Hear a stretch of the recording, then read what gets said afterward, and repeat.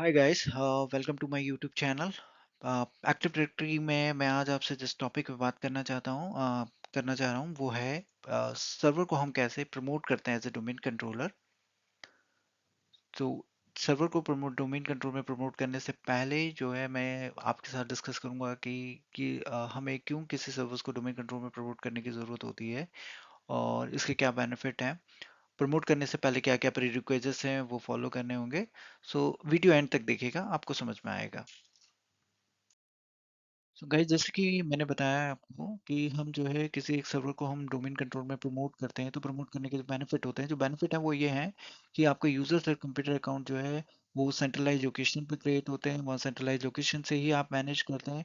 Users को कोई भी एक्सेस चाहिए वो आप सेंट्रलाइज लोकेशन से देते हैं, मतलब एक ही लोकेशन में बैठकर एक ही लोकेशन से आप यूजर्स को जो है रिसोर्सेज का एक्सेस दे देते हैं। कोई पॉलिसीज लगानी है वो लगा लेते हैं।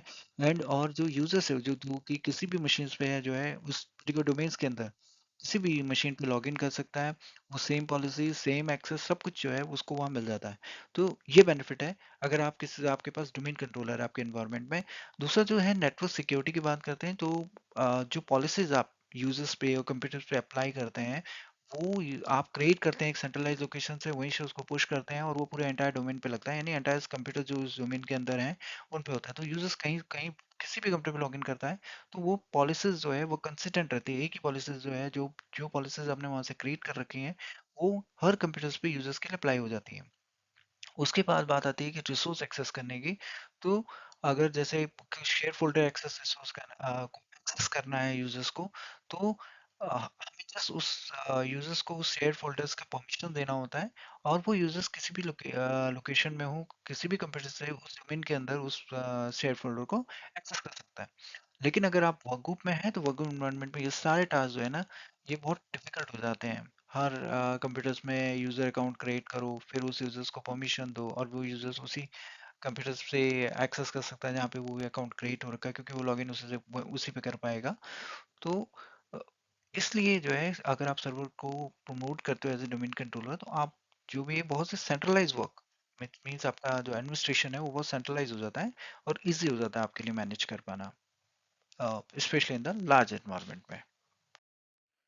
तो अब हम इस वीडियो में यहाँ पे बात कर रहे हैं कि हम विंडो जब हम किसी सर्वर्स को विंडोज सर्वर्स को डोमेन कंट्रोल प्रमोट करने जा रहे हैं तो उससे पहले क्या क्या प्रिक्विजिट है। हमारे पास एक विंडोज सर्वर्स होना चाहिए जिसमें 2016 2019 या 2022 कोई भी ओएस वर्जन हो। उसके बाद एक स्टैटिक आईपी आपको उसको असाइन करनी होगी, और मतलब तुम्हें उस सर्वर में स्टैटिक आईपी होनी चाहिए, डायनेमिक नहीं। आपके एडमिन एक्सेस होना चाहिए, जैसे कि हम जो इंस्टॉलेशन है मतलब जो हम रोल इंस्टॉल करेंगे और देन उसको प्रमोट करेंगे तो उसके लिए हमारे पास एडमिन प्रिविलेज होना चाहिए। बेसिकली जो अकाउंट है वो एडमिनिस्ट्रेटर अकाउंट होना चाहिए। उसके बाद या एडमिनिस्ट्रेटिव प्रिविलेज होना चाहिए उसके में बेसिकली एडमिन अकाउंट है या कोई दूसरा अकाउंट है जिसके पास एडमिन प्रिविलेज है, दोनों ही वर्क करेंगे। उसके बाद जो है सर्वर्स के अंदर जो है प्रॉपर डीएनएस कॉन्फ़िगरेशन होना चाहिए। अगर डीएनएस रॉन्ग है या डीएनएस आपने डाला ही नहीं है तो आपका प्रमोशन जो है वो फेल हो जाएगा।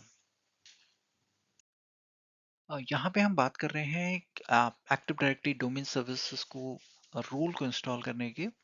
सो बेसिकली जब आप विंडोज सर्वर्स पर लॉगिन करते हैं तो वहाँ पे लॉगिन करने के बाद आपको वैसे तो प्रॉम्प्ट करता है सर्वर मैनेजर को। जब आपको विंडो प्रॉम्प्ट करती है सर्वर मैनेजर की तो आपको यस करना होता है। अगर वो नहीं हो रहा है तो आप जो है सर्च में जाकर भी उसे सर्च कर सकते हैं।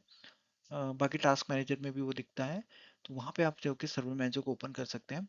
मैं इसकी स्टेप बाय स्टेप वीडियो बनाऊंगा, तो उसमें आपको आपके लिए इजी हो जाएगा कि कैसे हम सर्वर मैनेजर को ओपन करेंगे। हम उसमें मैनेज में जाएंगे, फिर हम ऐड रूल्स एंड फीचर्स पे क्लिक करेंगे। वहाँ पे फर्स्ट ये आएगा सिलेक्ट रूल बेस और feature based installation, by first select होता है, आपको सिर्फ नेक्स्ट करना होता है। उसके बाद आपको एक्टिव डायरेक्टरी डोमेन सर्विसेज को जो है क्लिक करना होता है। एक्टिव डायरेक्टरी डोमेन सर्विसेज के साथ हम डीएनएस को भी क्लिक करते हैं। और उसके बाद हम जो है फीचर्स के पेज में आते हैं, तो फीचर्स में ग्रुप पॉलिसीज का फीचर अपने आप ही बाय डिफॉल्ट सेलेक्टेड होता है, ग्रुप पॉलिसी पास्ड होता है। उसके बाद जो है हम कंफर्म करते हैं और क्लिक कर देते हैं इंस्टॉल करने के लिए। सर्विसेज जो है यहाँ पे इंस्टॉल होनी स्टार्ट हो जाती है। कुछ देर के बाद मतलब कुछ टाइम लगता है जिसके बाद वो सर्विसेज जो है वो इंस्टॉल हो जाती है। यहाँ पे बात हो रही है जब आपका रोल इंस्टॉल हो जाता है तो आपके सर्वर मैनेजर के ऊपर एक नोटिफिकेशन आता है, राइट हैंड साइड में टॉप में, जहाँ पे जाके आपने रोल इंस्टॉल करेंगे वहीं पे आता है। वहाँ पे आप जब उस नोटिफिकेशन को ओपन करेंगे तो वहाँ पे आएगा प्रमोट दिस सर्वर। जब आप प्रमोट दिस सर्वर आते हैं तो एक अनदर जो है विंडो ओपन होती है आपके सामने। उस विंडो में आपको जो है बहुत सारे ऑप्शंस होते हैं जो बेसिकली, लेकिन जो मेन है जैसे आपको करना है कि create a new forest. So first time अगर आप करने जा रहे हो, फर्स्ट टाइम आप डोमेन बना रहे हो, तो डेफिनेटली आपको फर्स्ट वाला ऑप्शन लेना है। और वो जो डोमेन आपका पहला बन रहा है उसे रूट डोमेन बोलते हैं, क्योंकि वो आपका फर्स्ट डोमेन है। अ, अगर मूविंग फॉरवर्ड आप और डोमेन बनाना चाहते हैं तो वो आपके वो इस डोमेन के अंदर आएंगे और वो चाइल्ड डोमेन बनेंगे। तो अभी जो पहला डोमेन बनेगा वो रूट डोमेन बनेगा। दूसरा ऑप्शन तब आपका आता है पिक्चर में जब आपका ये डोमेन बन चुका है और आप जो है एक डोमेन कंट्रोलर ऐड कर रहे हैं, मतलब एक दो डोमेन कंट्रोलर ऐड कर रहे हैं, तो उस केस में आप जो है एग्जिस्टिंग डोमेन वाला ऑप्शन सेलेक्ट करते हैं जो कि सिनेरियो बी में है। यहाँ पे हम डोमेन कंट्रोलर ऑप्शन जो है वो कॉन्फ़िगर कर रहे हैं। जैसे forest and domain function level है, वो हम सेलेक्ट करते हैं। सो क्योंकि हम फर्स्ट टाइम डोमेन क्रिएट कर रहे हैं तो हमें कुछ भी सेलेक्ट करने की जरूरत नहीं है, बाय डिफॉल्ट जो है वही रहेगा। उसके बाद जो है डीएनएस सर्वर, हम अपने डीएनएस को एक्टिव डायरेक्टरी में इंटीग्रेट करते हैं। एक्टिव डायरेक्टरी में इंटीग्रेट किया जाता है इसलिए हम डीएनएस को सिलेक्ट करेंगे। और ग्लोबल कैटलॉग बेसिकली जो है डोमेन की इंफॉर्मेशन, दूसरे डोमेन के ऑब्जेक्ट की इंफॉर्मेशन रखता है।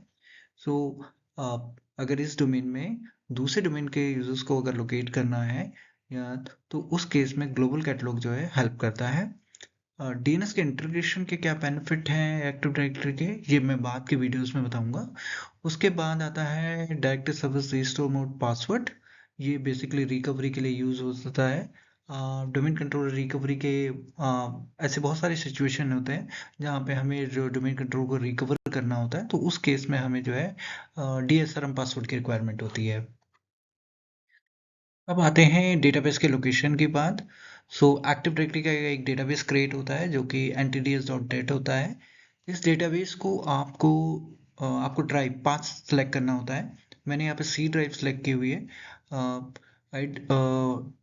आइडियली ऑर्गेनाइजेशन में जो है अदर ड्राइव्स में इसको रखा जाता है, जैसे डी ड्राइव है या ई ड्राइव है। सी ड्राइव में बेसिकली आपका ऑपरेटिंग सिस्टम से रिलेटेड फाइल्स होती हैं, इसलिए जो है डी में जो है डेटा रखा जाता है।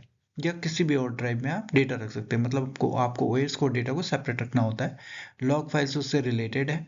उसके बाद सिसबॉल है, सिसबॉल में ग्रुप पॉलिसीज की फाइल्स होती है, ग्रुप पॉलिसी रिलेटेड फाइल्स होती हैं। आएगा रिव्यू एंड इंस्टॉल का पेज। रिव्यू में आपने जितने भी ऑप्शन सिलेक्ट किए थे वो सारे यहाँ पे शो करेंगे। अगर आपको कुछ चेंज करना होगा तो बैक करके जाइए, वहाँ पे चेंज कीजिएगा। नेक्स्ट करके वापस इसी पेज पे आइए, फिर इंस्टॉल पे क्लिक कीजिए, इंस्टॉलेशन स्टार्ट हो जाएगी। न्यू डोमेन में ये इंस्टॉलेशन जल्दी कंप्लीट होगी। एग्जिस्टिंग डोमेन में जहाँ पे आप डोमेन कंट्रोलर ऐड कर रहे हैं वहाँ पे डेटाबेस का साइज कितना है और बैंडविड्थ कैसी है नेटवर्क बैंडविड्थ के ऊपर, क्योंकि ये दूसरे डोमेन कंट्रोलर से जो है डेटाबेस सिंक होगा। और अगर बैंडविड्थ अच्छी रही तो आपका ये इंस्टॉलेशन कंप्लीट होगा, जल्दी कंप्लीट हो जाएगा। अगर बैंडविड्थ थोड़ी सी कम है तो इंस्टॉलेशन में टाइम लगेगा। उसके बाद सर्वर जो है रिबूट होगा। जब हमारा सर्वर प्रमोट हो जाएगा तो हम जो है वेरीफाई कर सकते हैं कि ये डोमेन कंट्रोलर बन गया नहीं बना, या कोई इश्यूज तो नहीं है। तो हम डोमेन जब वो सर्वर बैक आएगा, आपको लॉगिन स्क्रीन आएगा, तो आपको जो है डोमेन क्रेडेंशियल्स यूज करना है। तो फर्स्ट टाइम अगर ये डोमेन बनाया तो आपने जिस अकाउंट से लॉगिन किया था वही अकाउंट से आप यूज करेंगे। उसके बाद आप वहाँ पे जब आप डेस्कटॉप पे आ जाएंगे, जब आप अंदर आ जाएंगे विंडोज़ के अंदर, तो उसके बाद आपके स्क्रीन पे आपको वही सर्वर मैनेजर ओपन करना है और वहाँ पे जाके टूल्स का ऑप्शन आता है। टूल्स के ऑप्शन को जब आप ड्रॉप डाउन करेंगे तो वहाँ पे active directory users and computers का दिखेगा स्नैपइन। आप उसको क्लिक कीजिए, वो ओपन होगा। वो विंडो ओपन होगी, वहाँ से आपको आप जो है डिफ़ॉल्ट ओयू और अपने डोमेन का नाम देखेंगे, जो भी आपने डोमेन का नाम रखा होगा। उसके बाद आप कमांड प्रॉम्प्ट ओपन कीजिए, वहाँ पे आप डीसी डायग लिखिए। कमांड प्रॉम्प्ट को रन एज एडमिनिस्ट्रेटर ओपन कीजिएगा। उसके बाद डीसी डायग लिखिए और रन कीजिएगा। सारे हेल्थ चेकअप जो है रन करेंगे। आप जो है वेरीफाई कर सकते हैं, अगर सारे हेल्थ चेकअप पास हो गए हैं तो आपका डोमेन कंट्रोलर हेल्दी है। अगर कोई फेल हो गया तो आपको वहाँ पे फिर आपको ट्रबल शूट करना होगा। उसके बाद उसी में हेल्थ चेक में आप जो है डीएनएस का रेप्लिकेशन का चेक कर सकते हैं। डीएनएस के लिए भी आप जो है डीसी डायग के थ्रू जो है आप जो है उसका डीएनएस का हेल्थ चेक कर सकते हैं। थैंक यू गाइस, सब्सक्राइब कीजिए मेरे चैनल को।